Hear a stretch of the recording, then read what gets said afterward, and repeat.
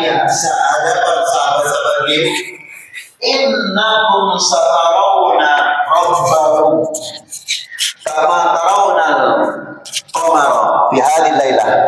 Hai sahabatku, kalian semuanya akan melihat Allah Subhanahu wa taala sejelas Anda melihat bulan purnama pada malam hari ini.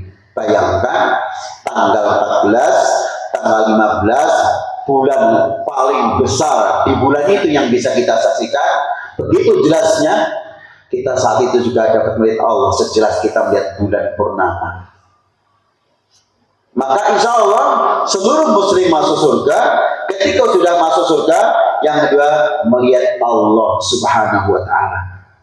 Ketika sudah melihat Allah, yang ketiga at-tawassul al-mubashir ma'allah duna wasit. Kita bisa tawasul, bisa bercengkrama, bisa memohon kepada Allah tanpa sarana, langsung di hadapan Allah. Ya Allah, aku minta ini, ya Allah, aku minta itu. Langsung tanpa perantara Jibril, tanpa perantara Nabi Muhammad, bisa langsung kepada Allah karena Allah di depan kita. Maka kita langsung minta kepada Allah Subhanahu wa taala. Bahkan sebelum meminta, Allah telah memberikan tawaran kepada kita. Itulah sunnahnya ketika kita memiliki, sementara saudara kita tidak memiliki, sunnahnya itu menawarkan. Jangan menunggu diminta. Napa kula bantu? Saya di rumah ada sebagian rezeki menawi penjaringan buatan kagungan, nopo bisa saya bantu entah dengan meminjam atau dengan diberikan sebagiannya. Allah SWT menawarkan diri. Aturidu an uzidakum ni'mah. Penduduk surga sudah dapat melihat Allah, sudah bisa menikmati segala macam kenikmatan, masih ditambah lagi. Mau aku tambah lagi kenikmatanmu? Apa kata penduduk surga? Ya Rabbi, masih adakah nikmat yang lain? Tudkhiluna jannah wa tunjina minan nar. Engkau telah memasukkan kami ini ke dalam surga dan telah engkau jauhkan kami dari neraka. Masih ada nikmat yang lain lagi, ya Allah. Kemudian Allah menyampaikan, saya punya kenikmatan dengan berbagai macam bentuknya. Wa ana radin, aku ridho kepada kalian. Silahkan apapun yang ada di surga kamu nikmati. Itulah nikmat yang terbesar setelah melihat Allah, dipersilakan oleh Allah untuk menikmati apapun yang ada di surga. Maka bisa kita ambil pelajaran bagi para bapak ibu semuanya. Satu, apabila kita memiliki sesuatu yang orang lain tidak miliki, paling bagus menawarkan diri. Jangan menunggu dijalui dulu sementara kita mampu untuk menolongnya. Ini pertama pelajaran dari Allah menawarkan kepada penduduk surga tentang kenikmatan. Yang kedua, ternyata ketika kita memiliki mungkin makanan, minuman, itu baiknya dipersilakan. Sehingga kebiasaan orang Jawa itu menurut saya sudah betul. Ketika belum dipersilakan, kita tidak makan, kita tidak minum, kita tidak duduk.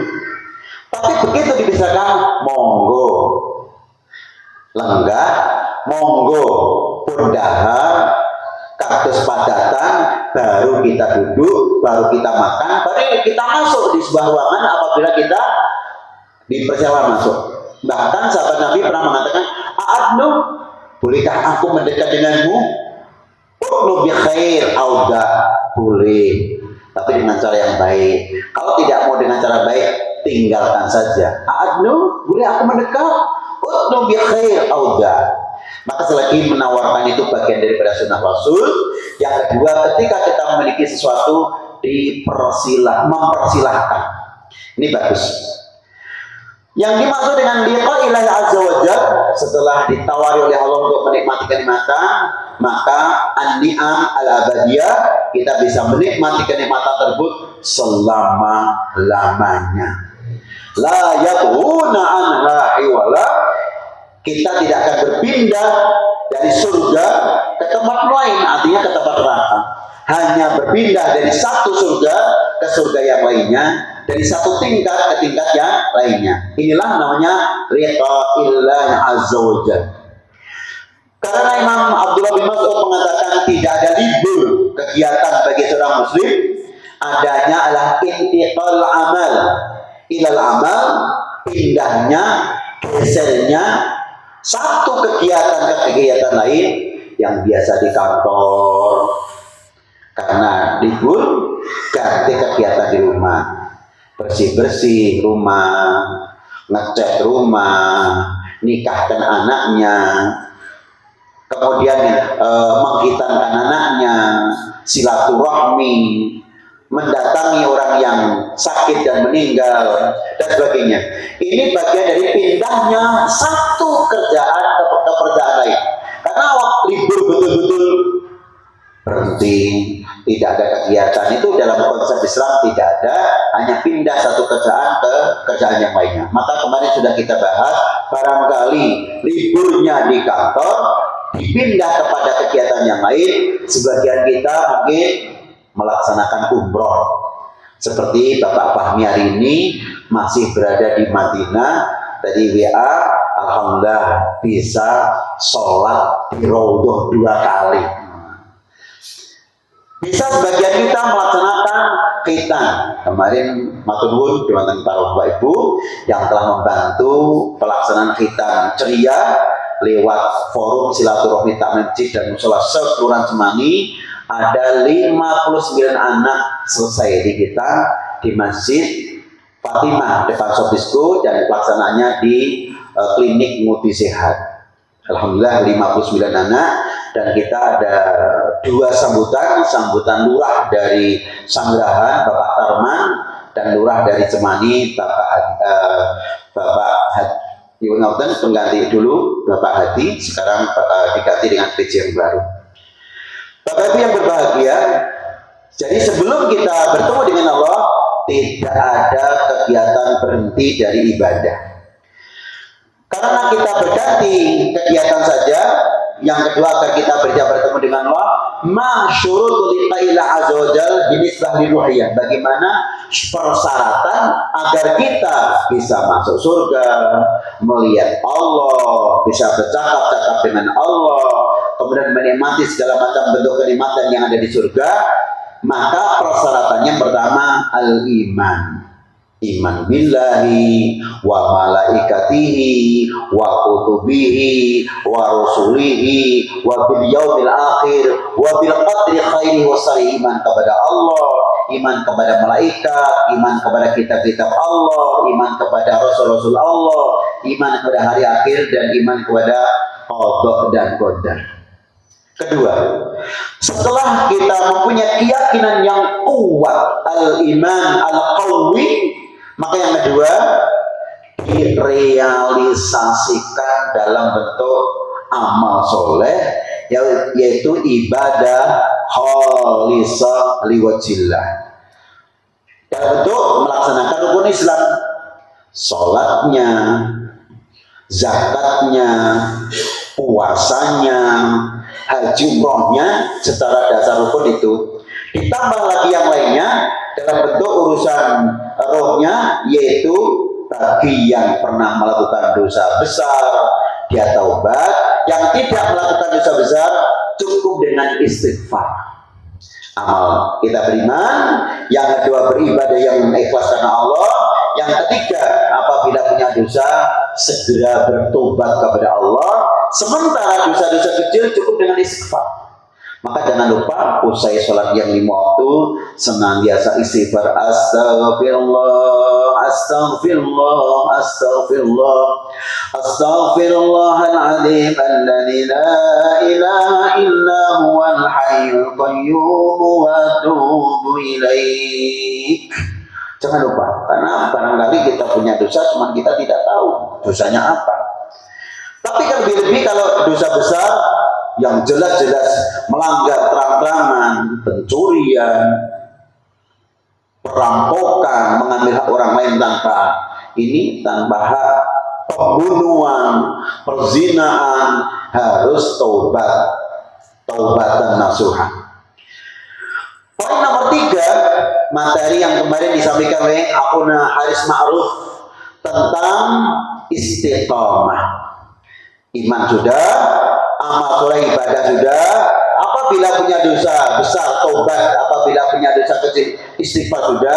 Yang lakukan dengan istiqamah. Terus menerus, walaupun walaupun sedikit, maka kemarin saya cukup nyaman juga dengan pengajiannya. Bapak Ibu, kalau kita satu hari baca Alif Lam Mim Shadaqallahul Azim. Terus boten. Masa ya baca Alif Lam Mim tok Shadaqallah. Ndak luwes. Ternyata luwes. Mengapa disebut luwes? Daripada gak baca sama sekali dalam satu hari. Contoh selain Alif Lam Mim ditambah Allahu la ilaha illa huwal hayyul qayyum nazzala 'alaikal kitaba bil haqqi musaddiqan lima bayna yadayhi wa anzala at-taurata wal injil min qablu hudan lin-nasi wa anzala al-furqan innal ladzina kafaru bi ayatillahi lahum 'adzabun syadid wallahu 'azizun dzuntiqam. Shadaqallahul azim. Sedina maca ayat lumus, istiqomah yang penting. Maka yang susah adalah istiqomah. Yang kelima, selain iman kepada Allah, ibadah yang real, istighfar, taubat, istiqomah, maka yang keempatnya berkaitan dengan kuya, senantiasa punya pandangan husnudzon kepada Allah. Ketika kita takbir Allahu Akbar, husnudzon kepada Allah. Allah mendengarkan bacaanmu walaupun engkau membacanya dengan sir. Misalnya baca Fatihah rakaat ketika sir, Subhana rabbil azim sir, at-tahiyat lillah sir. Allah mendengar yang kita baca. Walaupun sir. Punya husnudzon kepada Allah SWT. Kita husnudzon kepada Allah, doa-doa kita insya Allah akan diterima oleh Allah Subhanahu wa Ta'ala. Itu syarat secara ruhiyahnya. Adapun syarat secara akhlakiyahnya, syarat menurut dari sisi akhlak, satu, al-hubbu fillah, ar-raja ilallah. Ketika kita beribadah, sebaiknya ditambah dengan roja. Ada harapan besar kepada Allah, ada harapan mendapatkan ganjarannya, ada harapan terhindar dari neraka, ada harapan nanti bisa jadi satu dengan saudara kita, para nabi, para rasul, para sahabat, para solihin, para mujahidin. Jadi satu dengan mereka. Ada harapan-harapan ini penting untuk memberikan motivasi kepada kita agar kita beramal dengan baik. Harapannya begitu. Kemudian setelah kita berharap kepada Allah, yang kedua, muamalah kita, pergaulan kita, suami dengan istri, istri dengan suami, suami istri bapak ibu kepada anak-anaknya, anak-anak kepada kedua orang tuanya, kemudian kepada kakak-kakaknya, adik-adiknya, paklik budinya, itu ta'amul dengan baik, di antaranya at-ta'awun, yaitu tolong menolong. Dalam sebuah kitab ada dunya wa din. Ternyata orang itu harus tawazun urusan duniawi dan urusan ukhrawi. Harus ada perimbangan urusan keduniaan dengan urusan keakhiratan. Maka dalam urusan tawazun yaitu ada perimbangan dunia dan akhirat, kita akan masuk yang kedua, tafsir dari surat Al-Insyirah, fa idza faragta fansab wa ila rabbika farghab. Yang kedua surat Al-Jumu'ah, fa idza qudiyatis salatu fantashiru fil ardi wabtaghu min fadlillah wadhkurullaha katsiran la'allakum tuflihun. Apa artinya? Coba kita perhatikan satu persatu.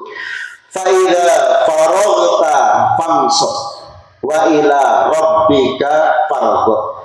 Artinya apabila kamu telah selesai mengerjakan satu pekerjaan, segera pindah pekerjaan yang lain. Jadi hanya pindah pekerjaan saja. Ibnu Katsir mengatakan idza faraghta min umuri dunya fansab ila umur akhirah fayal ibadah. Kamu selesai mengurusi urusan yang sifatnya duniawi, segera pindah urusan keakhiratan, yaitu ibadah. Jadi ganti.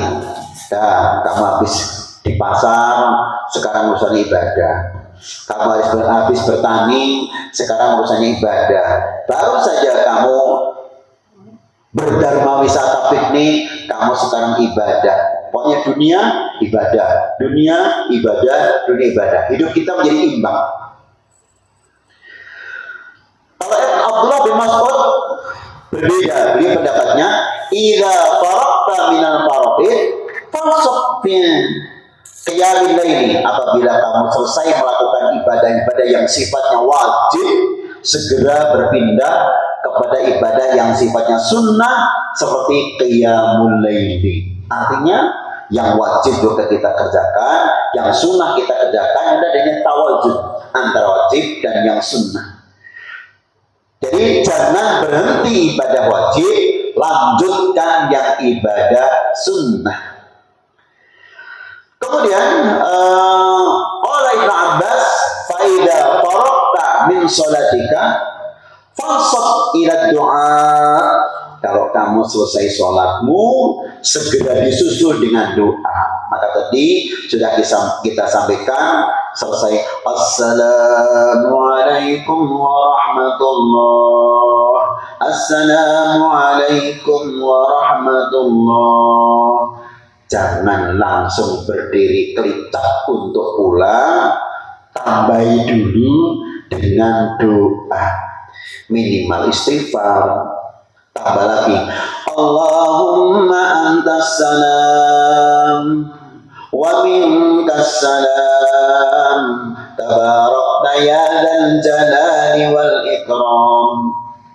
Tambah lagi dengan subhanallah, alhamdulillah, Allahu akbar, la ilaha illallah wahdahu la syarika lahul mulku wa lahul hamdu yuhyi wa yumiitu wa huwa ala kulli syai'in qadir. Ketika sudah selesai, wasalillaha mahajata. Setelah kamu selesai doa, mintalah kepada Allah apapun yang menjadi keperluanmu pribadi. Maka kadang-kadang keperluan kita dengan orang lain berbeda-beda. Monggo minta usai sholat, dilanjutkan. Kemudian yang lainnya, Imam Kalbi mengatakan idza faragha min tablighi risalah. Bagi teman-teman yang profesinya mungkin jadi guru, menjadi seorang penceramah, atau sebagian kita mungkin tamjaworo, usai melaksanakan ceramah, mengajar dan sebagainya, tolong ditambah dengan doa istighfar. Mungkin ucapanmu salah, mungkin ucapanmu menyinggung sunhati, mungkin ucapanmu tidak betul. Segera istighfar kepada Allah. Bagaimana cara istighfarnya? Subhanaka Allahumma wa bihamdika asyhadu an la ilaha illa anta astaghfiruka wa atubu ilaik. Itu diantaranya itu. Maka bagi yang sering berbicara atau bahkan bermajlis, maka ditutup dengan doa tersebut. Habis majlis termasuk ternyata habis wudhu pun juga diperbolehkan. Jadi kalau dalam wudhu ini kita biasa baca asyhadu alla ilaha illallah wahdahu la syarikalah wa asyhadu anna muhammadan abduhu wa rasuluh, ditambah juga boleh Allahumma ja'alni minat tawwabina wa ja'alni minal mutatahhirin, ditambah lagi juga boleh subhanaka Allahumma wa bihamdika asyhadu an la ilaha illa anta astaghfiruka wa atubu ilaik. Habis wudu. Dan ternyata usai tilawatul Quran juga boleh shadaqallahul azim wa shadaqal karim, baru subhanaka Allahumma bihamdika asyhadu an la ilaha illa anta astaghfiruka wa atubu ilaik. Ini makna tentang faida farda famsa wa ila rabbika farghab. Artinya memang tidak ada waktu istirahat, adanya hanya pindahnya satu kegiatan kepada kegiatan yang lain. Maka selagi memanfaatkan waktu libur kemarin atau yang akan datang, bahkan hari ini, gantinya adalah monggo tetap kita berkreasi, beraktivitas, hanya bergeser dari satu aktivitas kepada aktivitas yang lainnya. Yang kedua tentang tafsir faida qudiyatis shalah fantashiru fil ardi wabtaghu min fadlillah. Kita ambilkan dari beberapa tafsir, ada sekitar 11 ungkapan atau tafsir dari faida qudiyatis shalah fantashiru fil ardi. Imam Ali mengatakan, apabila kamu selesai melakukan sholat Jumat, fantashiru fil ard, segera bergegas-gegas untuk menuju ke kemana saja di atas bumi. Min fadlillah, kalau Imam Ali mengatakan laisa li talabi dunya, tapi tidak untuk mencari duniawi, tapi ia ada marid, mungkin usai Jumatan kita menjenguk orang sakit, au hudur jenazah, usai Jumatan kita takziah, mungkin malah justru mulai dari awal ikut memandikan jenazah, ikut mengafani jenazah, ikut menyolati jenazah, menghantarkannya sampai ke kubur usai sholat Jumat. Maka memang saya pun setuju sekali ketika ada bapak ibu yang meninggal dunia, nanti penguburannya jangan jam 11 atau setengah 12, karena jam 11 setengah 12 itu manjing waktu Jumat. Ketika kita menguburkan sementara sudah dikomandangkan adzan Allahu Akbar, Allahu Akbar, sementara wa idza nudiya lis-salati min yaumil jumu'ah fas'au ila dzikrillah wa dzil bait, tinggalkan segala macam jual beli, termasuk di dalamnya ada penguburan. Nanti penguburannya usai sholat Jumat. Bahkan ketika mungkin bapak ibu semuanya masih berada di masjid melakukan sholat Jumat, jenazah sudah dibawa ke masjid, maka menyolati jenazahnya di masjid sekalian bagus sekali. Cuma usai Jumatan baru kita bawa ke kubur. Atau kita usai sholat Jumat ziaratul akhillah, dalam rangka untuk ziarah silaturahmi kepada saudara kita. Kemudian yang berikutnya yaitu banyak diantaranya ada Imam Tabari mengatakan faida qudiyatis sholatil Jum'ah, apabila kamu selesai melakukan sholat Jumat, fantasiru fil ard, itu bentuknya hanya perintah, tapi bentuknya tidak wajib, sifatnya hanya boleh. Kalau yang ingin keluar untuk mencari dunia silahkan, karena tadi dilarang ketika mulai ada adzan Jumat, sekarang silahkan, tapi sifatnya tidak wajib, hanya boleh saja. Sudah diperbolehkan keluar dari masjid untuk melakukan yang sifatnya duniawi.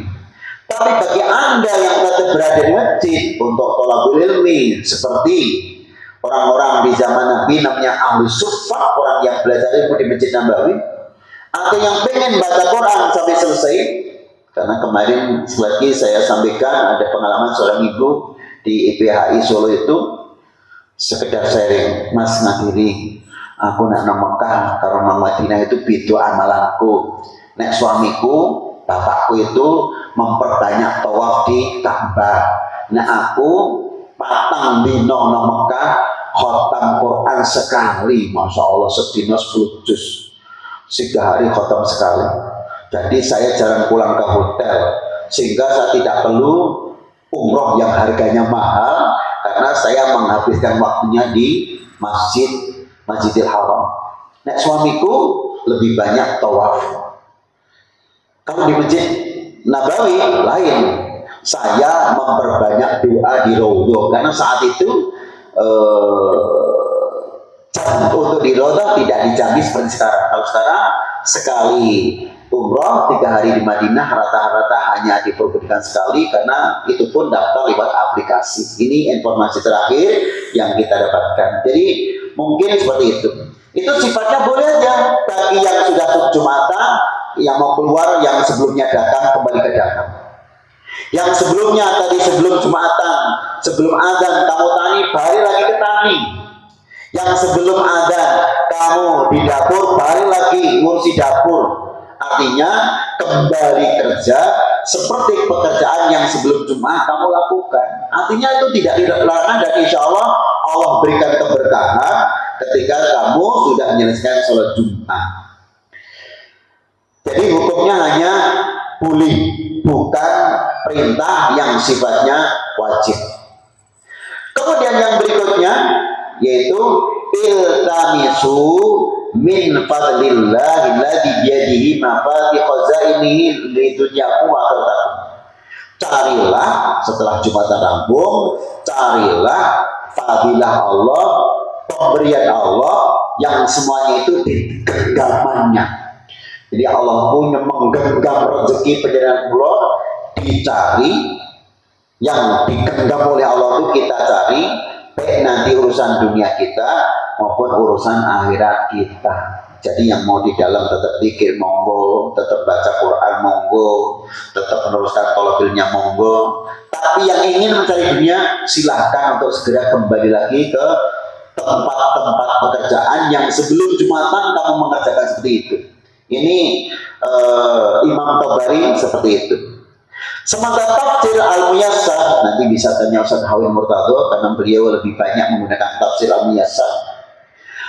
Min rizkillahi bisa'ikum, setelah sholat Jumat segera cari rizki Allah dengan berbagai macam cara yang kamu lakukan.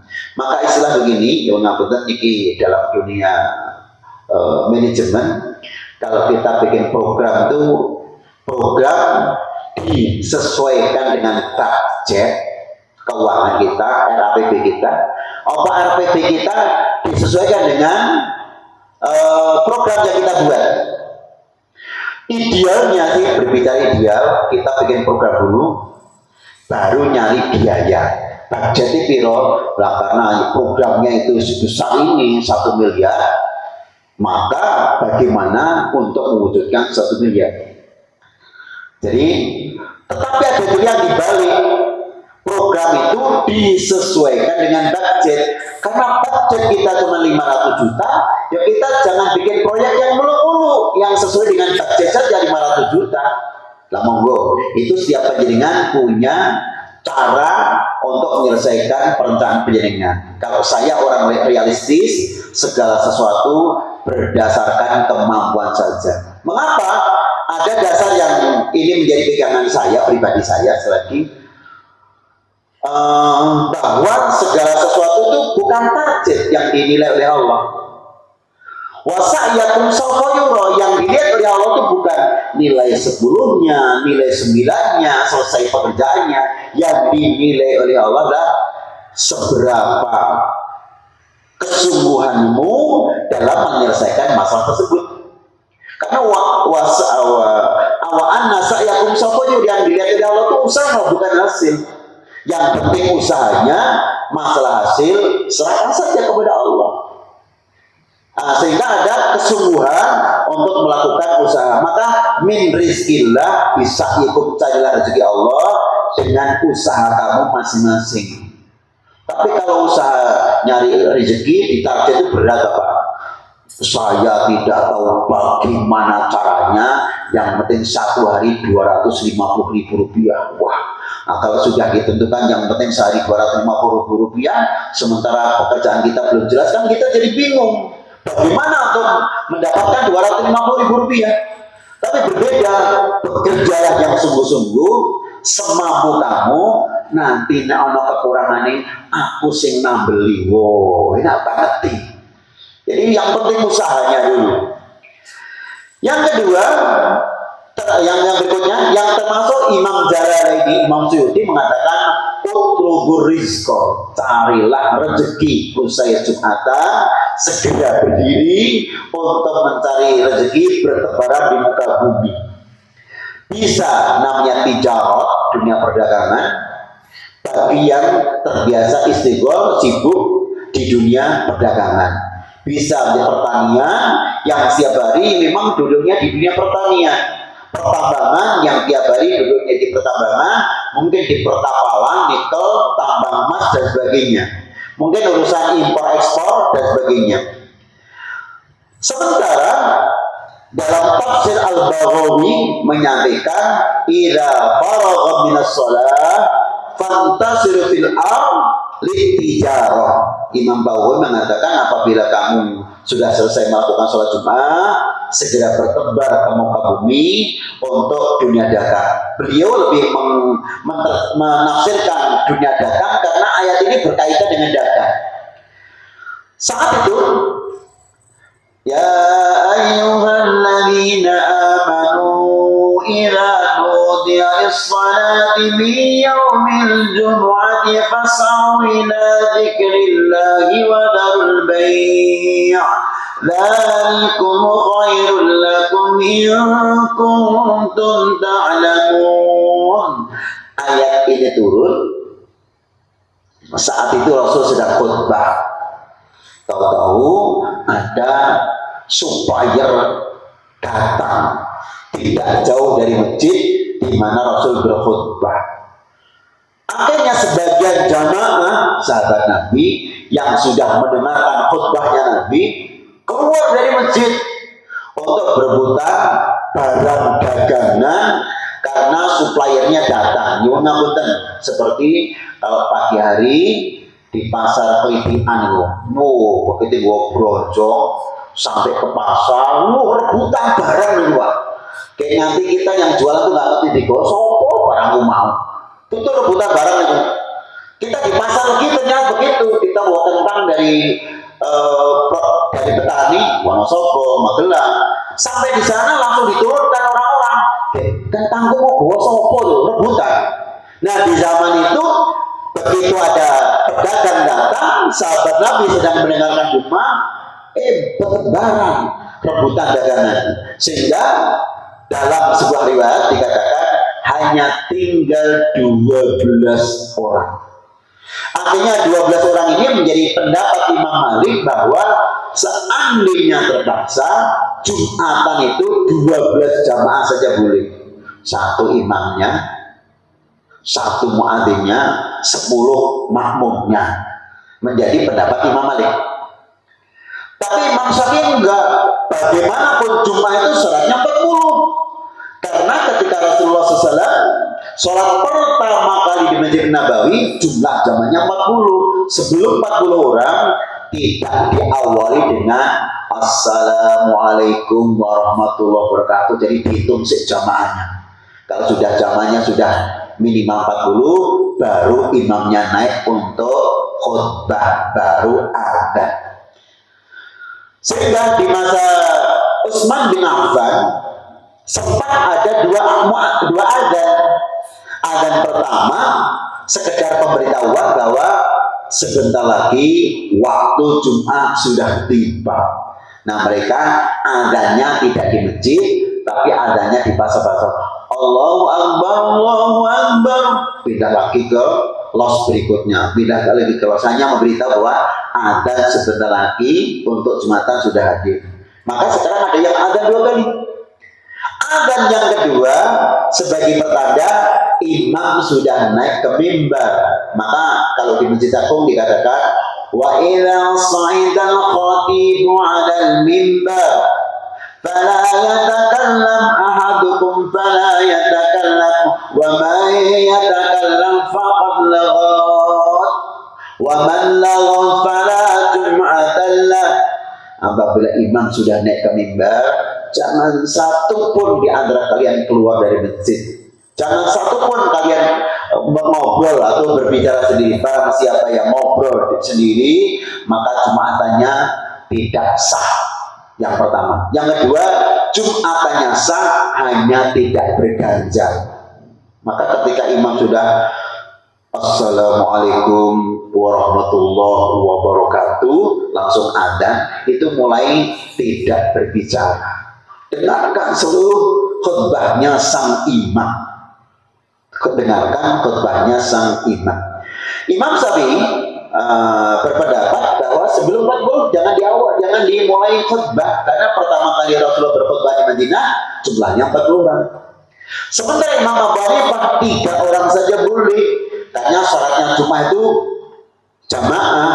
Nah minimal jamaah itu wong telu, imamnya siji, makmule loro. Ayo, tapi gak lucu nih. Ya Tuhan nas, ittaqullah haqqa tuqatih. Awak loro seru-seru. Niki persis ketika pas corona kalau ini. Corona, sholat Idul Fitri di rumah. Suami sebagai imam dan khotib, istri ini anaknya sebagai makmum. Wah, ayuhan nas, ittaqullah haqqa tuqatih. Awak telu ya, bojone siji anake loro. Menjadi seolah lucu gitu. Maka Imam Abu Hanifah sudah memperbolehkan Jumatan itu 3 orang pun diperbolehkan. Ya karena sudah jamaah persyaratannya. Tapi dari sekian pendapat memang yang paling hebat ya Imam Syafi'i, tapi agak berat 40 orang.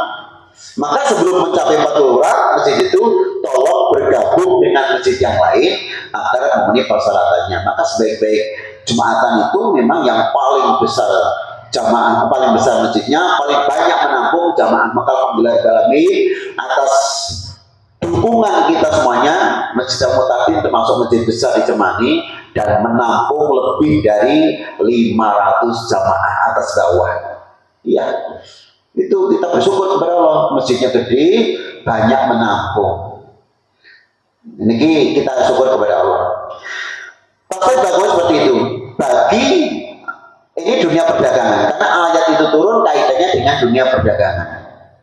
Kemudian Imam Hasan mengatakan, ai li thalabul ilmi, bagi kamu yang sudah melakukan sholat Jumat, segera tuntut ilmu.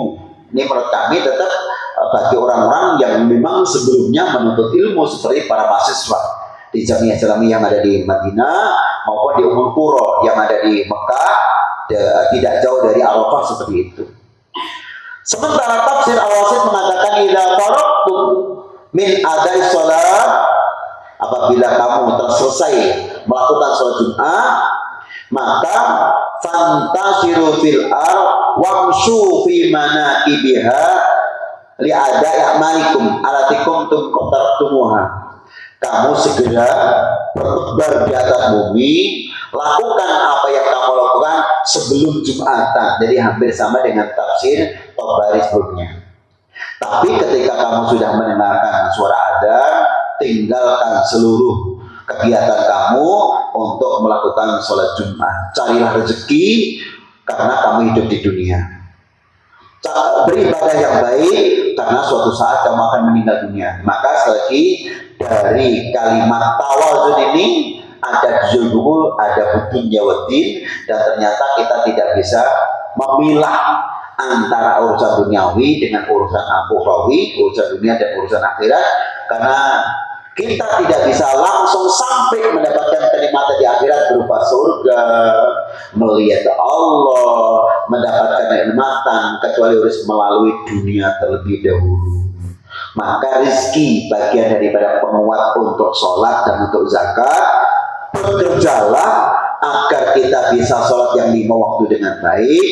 Bekerjalah agar kita bisa menunaikan ibadah infak, sedekah, hibah, wakaf, bahkan nanti bisa meninggalkan warisan kepada anak-anak kita. Jadi selain ibadah fisik, ada ibadah mal, ibadah finansial. Monggo ini kita pilih sesuai dengan kemampuan kita masing-masing. Kullu ya'malu 'ala syakilati, setiap kita untuk mengerjakan sesuai dengan kemampuan kita masing-masing, kemampuan finansial kita, kemampuan pikiran kita, kemampuan apa yang bisa kita lakukan untuk melakukan amal soleh ini. Demikian yang kami sampaikan pada malam hari ini.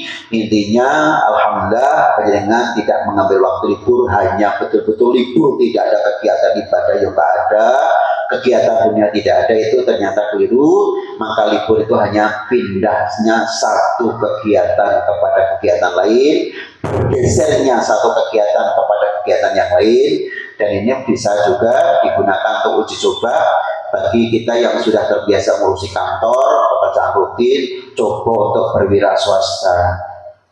Jadi yang sudah punya pekerjaan wajib, rutin, tanggal 5 gajian, coba nambah pekerjaan berwira swasta. Rasanya wong pria wira swasta itu seperti apa? Orang ubah, orang mama. Tapi kalau orang kerja rutin kan, sing penting tanggal 5 tapak asmo gajian.